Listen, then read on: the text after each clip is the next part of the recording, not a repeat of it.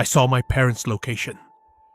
I shot to my feet and quickly scanned the living room. My eyes landed on my old hockey stick standing silently in the corner. Without a second thought, I grabbed it. It wasn't much, but if things went wrong, it was the only weapon I had. Just as my hand reached for the front door, a chilling realization struck me. It's airborne. I had no idea whether a face mask would make any difference, but doing nothing wasn't an option. I rushed into the kitchen, yanked open the top drawer, and found an unopened box of black disposable masks. I stuffed several into my pocket for my parents and slipped on 2 masks for myself, hoping the extra layer would offer at least some protection. My heart hammered against my ribs. Tightening my grip on the hockey stick, I took one final breath. Then, with every nerve in my body screaming at me to stay inside, I slowly unlocked the door and swung it open. The corridor was eerily silent, empty, except for several dark red stains smeared across the walls. Blood? I didn't stop to find out. I sprinted towards the lift lobby and repeatedly pressed the call button. Nothing. The display stubbornly showed 20, refusing to move. The other lift displayed a message that made my heart sink. Under maintenance. Damn it! I spun around and dashed towards the emergency staircase.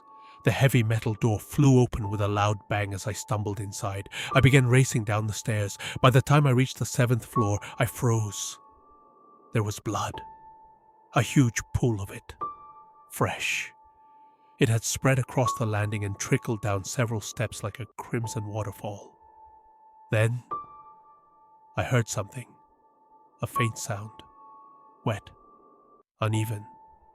Almost like someone struggling to breathe. I crouched low and carefully peered over the railing towards the 5th floor. Someone was there. A person lay curled into a ball, surrounded by blood.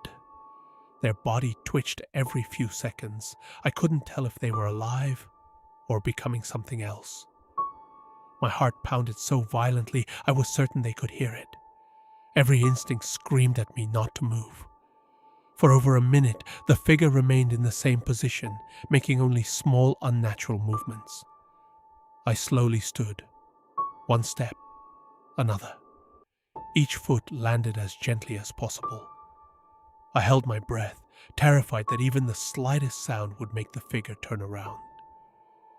When I finally reached the landing, my stomach lurched. The man's clothes were soaked in blood. The entire left side of his face had been torn away. His cheek was gone, exposing glistening teeth and white cheekbone beneath shredded flesh. Deep bite marks covered his arms, neck, and chest. Blood dripped steadily from the wounds, flowing down the staircase like rainwater. The metallic smell filled the air so strongly that I gagged. Then, his fingers twitched. I froze. Nope! There was no way I was going anywhere near him. Whatever had happened to that man, I didn't want to find out if he was still alive. Keeping my eyes on him, I slowly edged past his motionless body. Every step felt painfully loud in the silent stairwell. Please don't move. Please don't look at me. I finally made it past him and continued descending the stairs, one cautious step after another, until I reached the 1st floor. I pushed open the staircase door. Sunlight greeted me, but it brought no comfort. The void deck was unusually quiet. A handful of people wandered around aimlessly.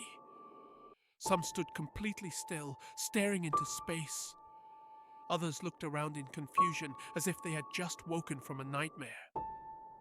Or were they?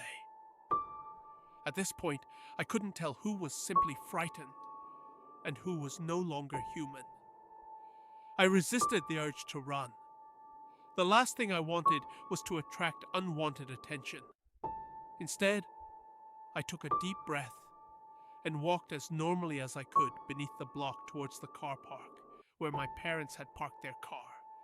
Every few seconds, I glanced over my shoulder. No one seemed to be following me. As I rounded the corner, I finally saw it. My parents' car, Relief surged through me, only to disappear a second later. The car wasn't parked properly. It was parked at an awkward angle across the parking lot, as though it had rolled to a stop after someone had slammed on the brakes. The front passenger door hung wide open. My heart began pounding again. I hurried over.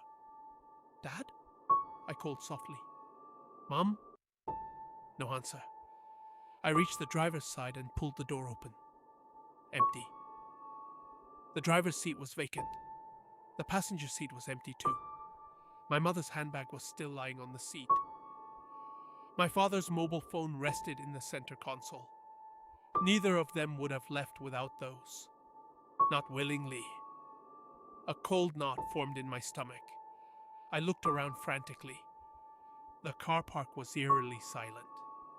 No sign of my parents, no sign of anyone. Then I noticed something that made my blood run cold. A trail of fresh blood droplets led away from the open passenger door, disappearing behind the neighboring block. "Mom! Dad!" I screamed and ran towards the block. Jude, is that you? A faint, almost a whisper coming from behind a rubbish chute.